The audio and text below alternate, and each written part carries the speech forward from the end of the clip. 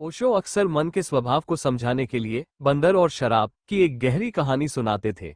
वे कहते थे कि मन को समझे बिना इंसान खुद को नहीं समझ सकता, क्योंकि मन हमेशा बेचैन, उछलता कूदता और एक चीज से दूसरी चीज पर भागता रहता है।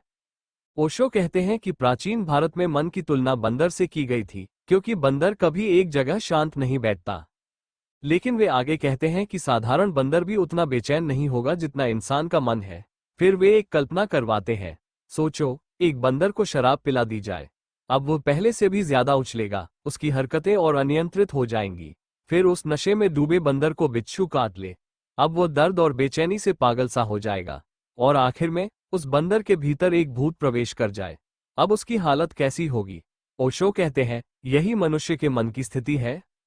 वे समझाते हैं कि बंदर का स्वभाव हमारे माइंड की चंचलता है, एक थॉट से दूसरे थॉट पर कूदना। शराब हमारे डिजायर्स और क्रेविंग्स हैं, जो मन को और इंटॉक्सिकेटेड बना देती है। बिच्छू का डंक जेलसी, एंगर, फियर और एंजाइटी जैसी भावनाएं हैं, जो मन को और डिस्टर्ब करती है। और अंत में भूत, ईगो है, ये भावना कि मैं बहुत स्पेशल हूँ, मैं सही हूँ, मुझे प्रूव करना है। इन सबके कारण मन लगातार अशांत बना रहता है। ओशो कहते हैं कि लोग इस बेचैनी को फोर्स से कंट्रोल करने की कोशिश करते हैं, थॉट्स दबाते हैं, इमोशंस से लड़ते हैं, माइंड को शांत करने की कोशिश करते हैं, लेकिन इससे माइंड और उलझ जाता है। वे कहते हैं कि मन को जीतने का तरीका लड़ाई नहीं, बल्कि अवेयरनेस है। अगर तुम शांत होकर अपने मन को देखो, उसकी बेचैनी, उसकी इच्छाएं, उसका डर, उसकी जेलसी, तो धीरे धीरे एक दूरी पैदा होने लगती है। तब पहली बार तुम्हें एहसास होता है कि मैं माइंड नहीं हूं, मैं उसे देखने वाला हूं।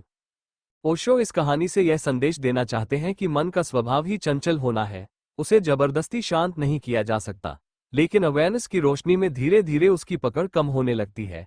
जैसे कोई व्यक्ति नदी किनारे बैठकर बहते पानी को देखता है, वैसे ही अगर इंसान अपने थॉट्स और इमोशंस को देखने लगे, तो धीरे धीरे भीतर एक नई शांति जन्म लेने लगती है।